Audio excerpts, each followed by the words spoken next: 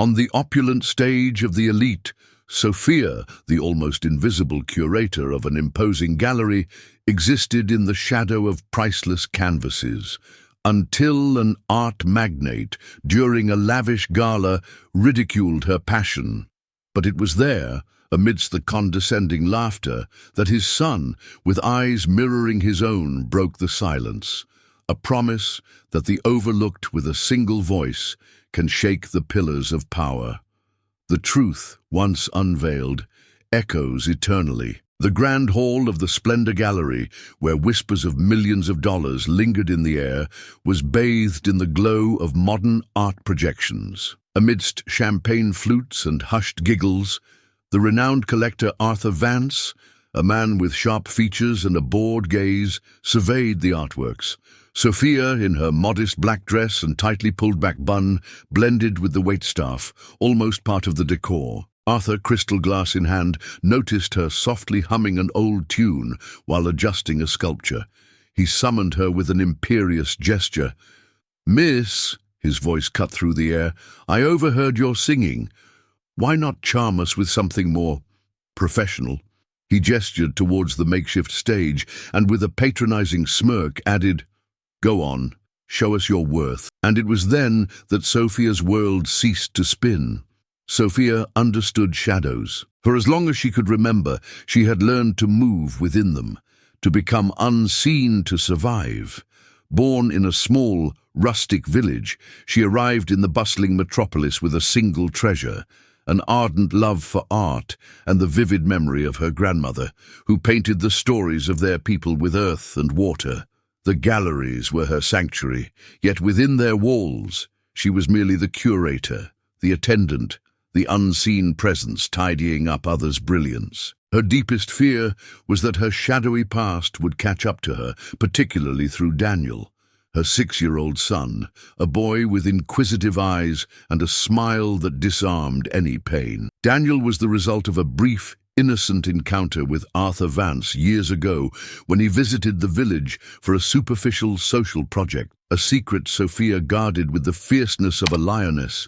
Knowing its revelation could shatter the little she had built, she lived with her heart in her throat, deflecting Daniel's innocent questions about his father and avoiding the curious glances of other gallery employees. He would watch from afar, that cold, imposing man whom Daniel, in his innocence, called Uncle. "Mommy, why does Uncle Arthur never truly smile?" Daniel asked one day, as they watched Vance give a press conference. Sophia felt a shiver. She knew the resemblance between them was undeniable, an exact replica of the younger Vance, visible in every gesture, in every sparkle in her son's eyes. She tried to keep Daniel away, but the boy was like a magnet to the father who didn't know him. It was there that everything began to crumble. Sophia's greatest wish wasn't wealth or renown. It was to see Daniel grow up free, embracing the truth of his origins, unburdened by the secret she carried. She dreamed of one day taking him to her native village, showing him the landscapes painted by her grandmother, the songs that had shaped her own soul. She longed for him to have a present father, a guide, and for Daniel's innate artistic talent, which he expressed through small doodles on gallery napkins, hidden from judgmental eyes, to be recognized and flourish. Daniel was the embodiment of all she loved and feared most. But the first devastating blow came cruelly. The gallery announced a children's art competition, and Daniel, with eyes alight, drew a portrait of Arthur Vance, with his serious expression, yet imbued with a hint of melancholy that only Daniel seemed to perceive. Proud, Sophia momentarily left the drawing on the curator's lounge table, unaware that the supervisor, Richard, a man who personified rigidity and blind loyalty to Vance, was passing by. Richard snatched the drawing, his face contorting in disdain. "What impertinence! The curator's child drawing Mr. Vance. This is unacceptable, unheard of." He tore the drawing into tiny pieces, tossing them into the trash without even glancing at Sophia, who watched the scene paralyzed. Those words, that action, were a punch to the gut. Daniel, who had come running to show a new doodle, saw the shredded pieces of his portrait on the floor. His eyes, once full of life, brimmed with tears. "He didn't like it, Mommy," he whispered, his voice choked. Sophia hugged her son, feeling his pain as her own. In that moment, she watched her dream of a full life for Daniel shatter. The humiliation wasn't just hers, but his. That incident reinforced the invisible wall separating her from Vance's world, a world where Daniel seemed to have no place.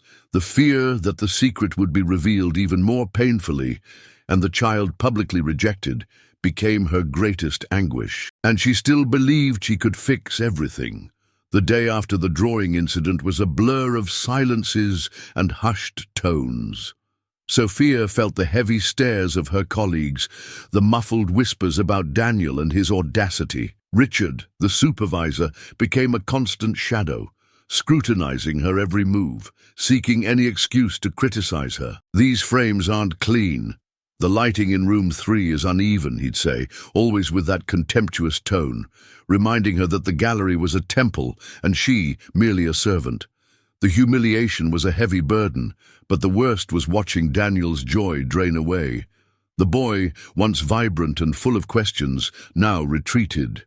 His small doodles, once colorful and imaginative, became lifeless strokes, forgotten in a corner. He avoided the main corridors where Arthur Vance usually passed, and his playtime became solitary. One evening, in their cramped apartment at the back of the gallery they called home, Daniel, with tearful eyes, tugged at Sophia's dress. "Mummy, why doesn't he like me?" The question pierced Sophia's heart. "It's not that he doesn't like you, my love. He just doesn't truly know who you are." Daniel frowned, confused. "But he looked at me as if I were nothing." Those words struck her like lightning. She embraced Daniel tightly, feeling his tears wet her shoulder, while hers flowed silently. The secret was an unbearable weight, but the fear of unveiling it and hurting Daniel even more paralyzed her. The tension peaked during the gallery's annual auction, the most glamorous event of the year. Sophia, exhausted, tried to maintain her composure while serving canapes, almost invisible among the distinguished guests. She had warned Daniel to stay hidden in the back, away from the commotion, but childish curiosity was stronger. Suddenly, a small figure darted across the hall. Daniel, in his worn little suit and an innocent smile, ran towards the main table, where Arthur Vance, the center of attention, was conversing with investors. Silence fell upon the room, curious gazes following the boy. Without hesitation, Daniel tugged at Arthur's suit jacket. "Hi, Uncle," he exclaimed, his voice clear and childlike. "Can you play with me after the party?" Hushed laughter rippled through the room. Arthur, visibly flustered, stared at Daniel. "Who are you, boy?" Daniel smiled, oblivious to the weight of the question. "I'm Daniel, Sophia's son," he replied, pointing to his mother, who stood pale and motionless at the back of the hall. The laughter intensified, this time louder, filled with scorn. Sophia felt her face burn with shame. She walked, trembling, towards them. "I apologize, Mr. Vance, he shouldn't be here." Arthur stared at her coldly. "Can you explain what's happening here, Sophia?" His voice was icy. "I'm sorry." "He's just a child, sir," she murmured, her voice almost inaudible. Arthur then knelt to Daniel's height. "Look, kid," he said, each word a stab. "I'm not your father, got it? I'm nothing to you." Daniel blinked, his eyes filling with tears, but remained silent.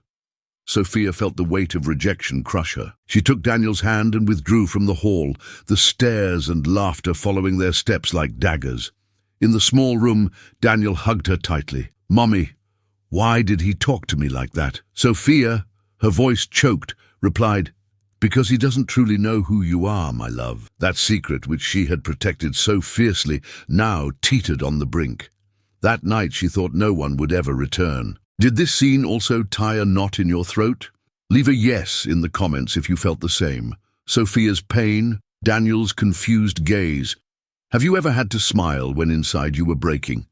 Respond with yes in the comments so I know you're here.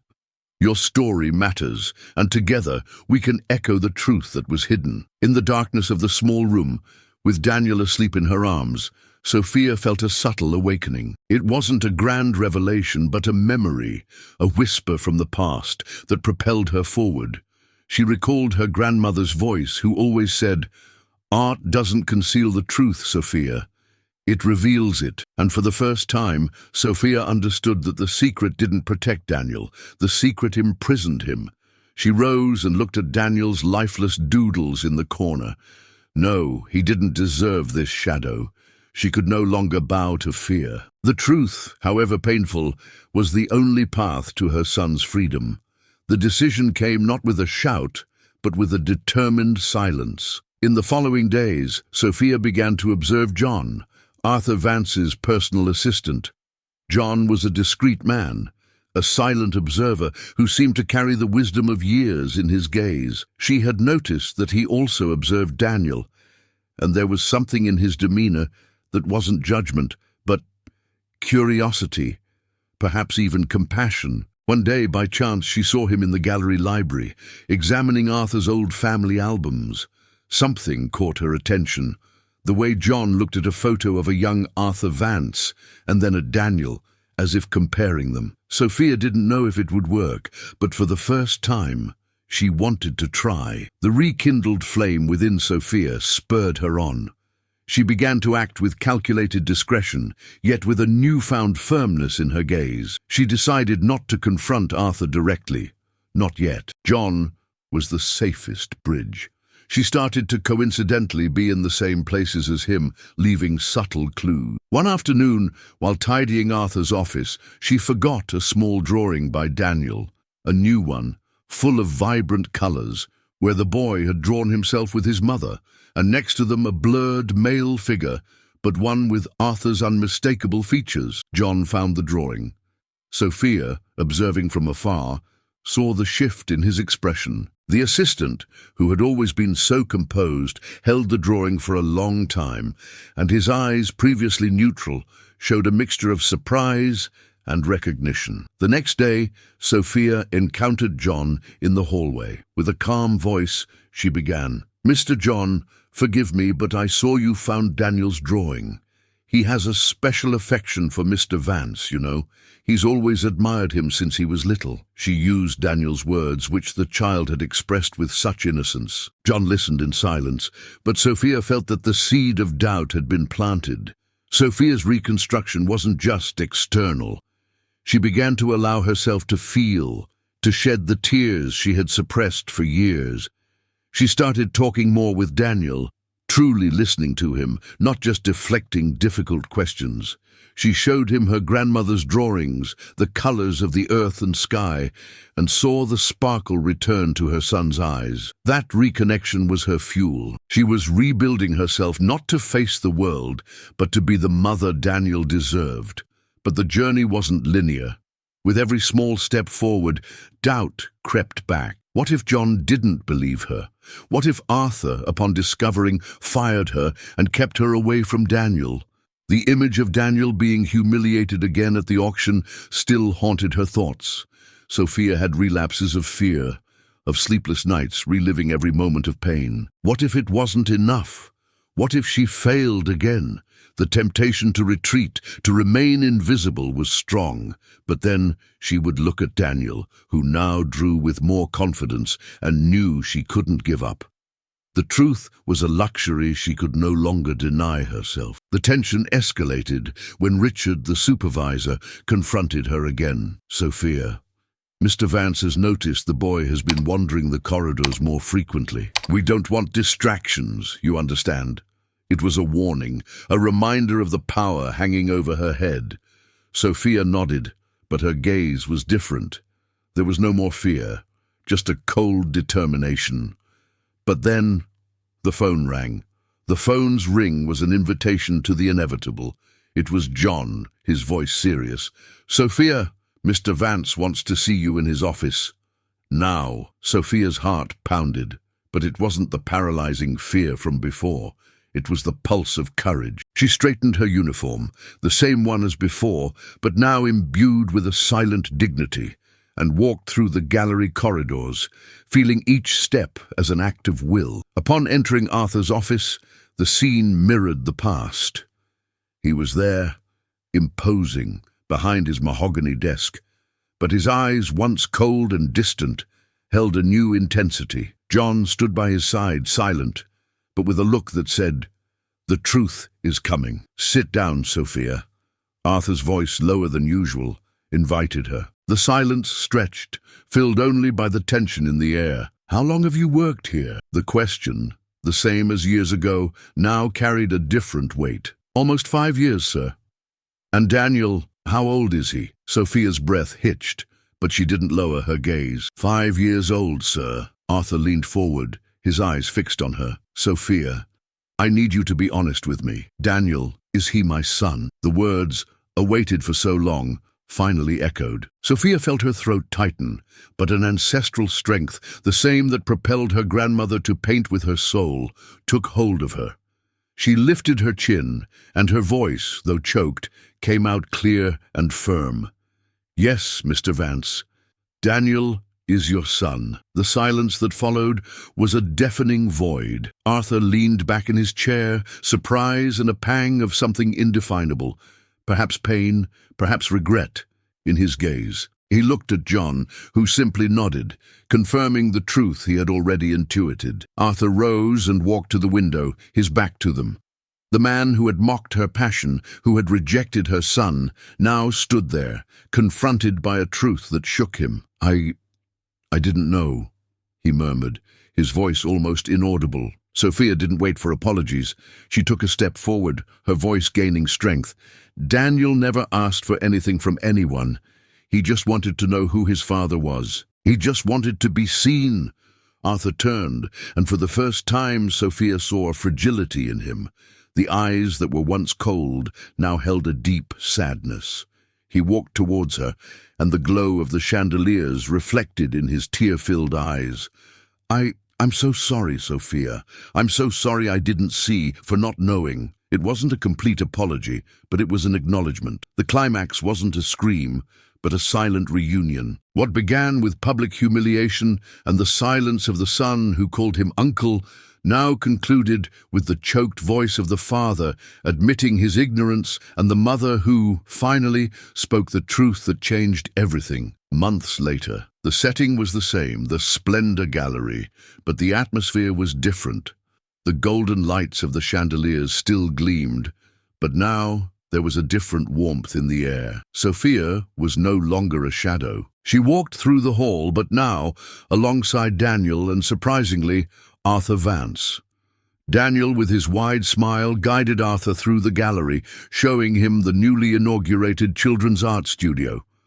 Arthur, once the bored magnate, observed his son with a sparkle in his eyes that Sophia never imagined seeing. He would bend down to talk to Daniel, listen to his stories about colors and shapes, and for the first time the gallery saw Arthur truly smile, a smile that emanated from the depths of his soul. Small details, once invisible, were now evident. Arthur's gaze towards Sophia, which was once indifferent, was now one of respect, a silent acknowledgement for everything she had done. A simple gesture, like him holding Daniel's hand as they crossed the hall, echoed the daddy cry Daniel had let out at that fateful dinner. Sophia and Arthur had reached an agreement about Daniel. It wasn't a fairy tale, but a path built with respect and the promise of a present fatherhood. Daniel no longer lived in the back. He had his own space in the mansion, but still visited Sophia in the gallery apartment, a place that would always be his safe haven. The void in Arthur's life was being filled, not by wealth or power, but by a genuine connection, by a love he didn't even know he lacked. They reconnected through art, in the purity of a child who saw no barriers. The soft music of a piano, once a reminder of humiliation, was now a melody of hope. She didn't conquer the world, but she conquered what was inside her. Sophia's journey transformed her, revealing the essential lesson that truth, however painful it may seem, is the path to freedom and genuine connection. She learned that pain can be a catalyst for strength, and that the purest love resides in the courage to be oneself, without masks or secrets. Her quietness, once mistaken for weakness, proved to be an inexhaustible source of resilience. Daniel, once a child silenced by humiliation, blossomed, and Arthur, the cold magnate, found redemption in fatherhood. This story isn't just about Sophia, Daniel, and Arthur. It's about all of us. How many times do we hide? Do we silence ourselves to avoid rejection or judgment? How many of us carry secrets that prevent us from living fully? Have you ever been afraid to reveal who you truly are, to expose a vulnerable part of your story, for fear of others' reactions? Sophia's lesson is an invitation for you, the viewer, to look at your own shadows, at the secrets that might still hold you captive. No matter your context, your story, your pain, truth always finds its way, and when it manifests, it has the power to transform not only your life, but the lives of everyone around you. Just as Sophia and Daniel's art finally illuminated the gallery and Arthur's heart, your truth can illuminate your world. If this story moved you in any way, your like shows us that we are on the right track. Tell me in the comments what city you're watching from. Seriously, I read them all, and I make sure to reply with affection to those who take a moment to comment. And if you believe in the power of stories like this, subscribe so you don't miss the next ones. The channel is just beginning, and every new subscription is what gives me the drive and certainty to continue this journey. I'm counting on your help. Don't leave yet. Choose one of the 2 stories I've left on the screen for you to watch next. I'll see you in the next video.